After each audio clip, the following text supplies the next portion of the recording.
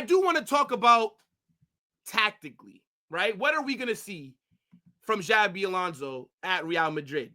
Now, I'm going to keep it as the back three. Maybe he comes in and does a back four, but let's just go off of what we've mainly seen from him at Leverkusen. And I'm not going to include possible transfers. The only player that I will include is Trent, because that deal is all but wrapped up according to all the big outlets. But with the personnel that we have right now, I think Xabi Alonso could cook. Let's talk about it, though. So, in goal, it's going to have to be Courtois, right? I mean, look, Courtois is the best goalkeeper in the world. I don't care what anybody tells me, okay? The guy is phenomenal, and as long as he's at Real Madrid and he's fit, he is going to be the number one. Now, we enter this back three. So, how I see it is Asensio. Because for me, Asensio needs to be starting for us next season. Asensio has been phenomenal. I think he's had a great debut season at Real Madrid. To be very honest, I think that Asensio has saved us. Because if Asensio was garbage, if Asensio was trash, we would have been in trouble. Because then we would have had to rely on Vallejo. So the way that Asensio has risen up this season, right? The guy is broke into the Spanish national team as well. And I think that he's been our best defender this season. If we don't go out there and sign a Saliba or sign another big name player, I think Asensio is 100% locked on to be starting next season. Even if Militão is fit, even if David Alaba is fit, I don't care. Asensio needs to be starting. I think the middle center back would be Rüdiger. Now, Rüdiger's levels have dropped this season, but he's still, in my opinion, one of the best. But yeah, this season's just been very mediocre for him.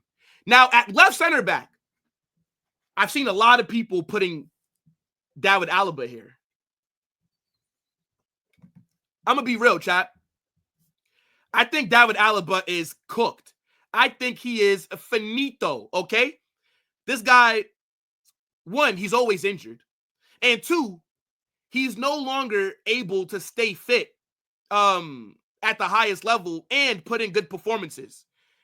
Since David Alaba has come back from injury this season, he's been a liability. I think he needs to be sold in the summer.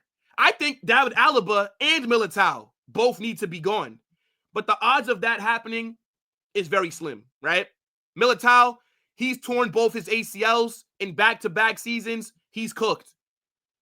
So I don't have any of them locked on as being a starter next season. I'm going with Mendy. Ferland Mendy, I think at left center back would cook. This guy is so good defensively, right? We all know Ferland Mendy going forward is not the best. Ferland Mendy, when he has to overlap, when he has to cross the ball into the box, when he has to link play in the final third, that's not where he earns his money. Ferland Mendy is very physical. He's very good defensively. And I think he would be perfect as the left-sided center back. So this is how I think the back three needs to look underneath Xabi Alonso. I think this gives us great balance. Now, going into this midfield. Hear me out, chat. At left wing back, I'm going with the Mumbai Messi, the New Delhi Ronaldo. Okay?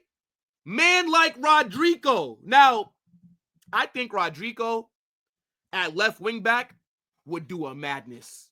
Out of all of our front three attacking players, who presses the most? Who runs back the most? It's Rodrigo. And in this system, not only will he already be doing what he normally does, which is track back, but he also gets to play on the left side of the pitch. He gets to play on the preferred side. We all know that Rodrigo is a left winger that's been having to play right wing because of Vinicius. But in this system, you can now afford to let Rodrigo play on the left. And I know that there's a lot of pressure on Rodrigo right now. I know a lot of people want this guy sold. A lot of people don't think that Rodrigo is good enough. And I think you are wrong. I think Rodrigo is a baller. And I think him at left wing back, he cook. This guy, to me, is one of the best wingers in the world. I know that his form is up and down, but he's been the sacrificial lamb at Real Madrid. He's always the first one taken off, even when he's playing well. He's my favorite player at the club, and I would like to see him underneath a new manager before we talk about getting rid of him. Just me personally. I think left wing back would be his best position. I think he would cook. Now, let's go into the midfield, okay? This is where things get a bit tricky. Right away, Valverde gets in there, okay? Let's not even act stupid, okay? Like, there's nothing to even talk about right there. But in this spot next to him, I'm struggling on who I think deserves to be locked in. Now, again, we are building what I think Xabi's preferred 11 would be, right? Hear me out. But that does not mean that there's not going to be rotations, right? This is why you have a good squad, because you're going to be playing a lot of games throughout the season. So this doesn't mean that this is the 11 that will run every single week, right? Players will be rotated. There will be injuries and whatnot. So I'm really torn between Tchouaméni or Camavinga. Now, I'm going to give you an argument for both.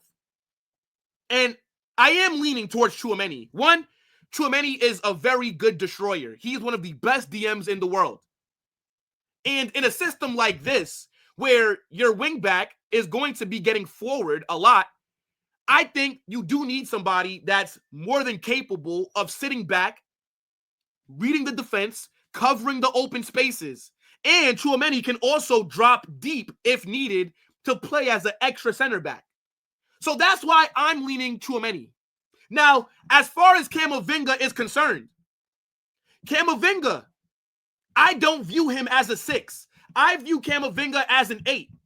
And Camavinga on the ball is clear of Tchouaméni. Camavinga's ball progression is phenomenal. And that's why I think Tchouaméni makes more sense. Because bringing in Camavinga, but then asking him to sit back, it takes away from what makes him a special player. And again, Camavinga will get a lot of minutes. There will be games where Camavinga starts. There will be games where Tchouaméni's on the bench. But I think Tchouaméni, in my opinion, needs to be there just for the defensive presence. I think he's better defensively than Camavinga. Now, at right wing back, this is where we bring in the signing Trent. Look, we all know Trent defensively is not the best. But going forward, phenomenal. On the ball, crossing it, set pieces, corners, free kicks, phenomenal player. I think the right wing back would suit him very well. And then we'd also have cover for him with Asensio and with Valverde on this side. Now, in the 2-10s, I'm going Vinicius. And then right 10, I'm going Jude.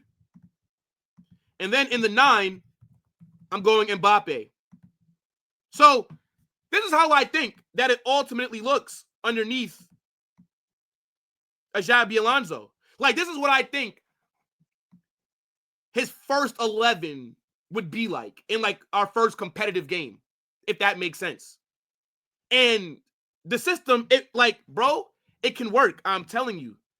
Because then, look, even if you say, well, Vinicius left 10, how's that going to work? Brother, there's times when Vinny can go out wide, right? Let's say on the ball, of course. Then Rodrigo can invert, right? Or you can keep him in the left 10. Rodrigo can overlap. Like, it works. Same thing with Trent, right? When Trent goes forward, Valverde can cover this space, right? You can also have Jude, again, because for me, Jude is more of a 8.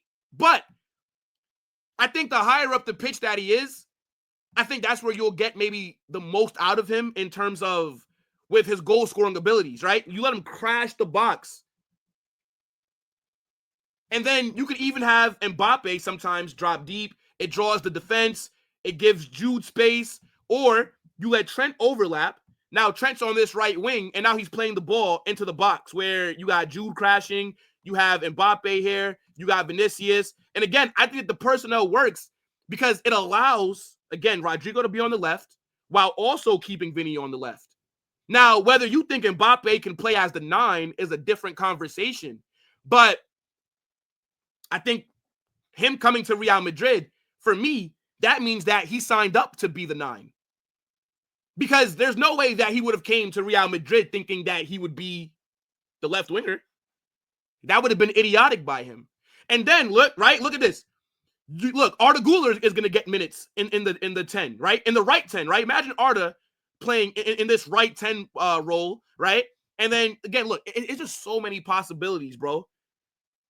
Like, I think this could work, but for me, it would be a 3-4-2-1 on the ball.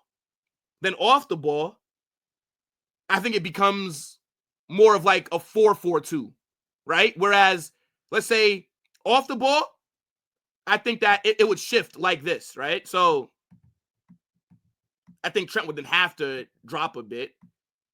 Or if not, right, you could also have it be like this, off the ball, 4-4-2, where now Jude is tracking back, helping Trent.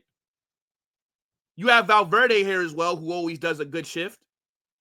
Are you guys seeing the vision? I'm excited. I'm excited to see a good style of play.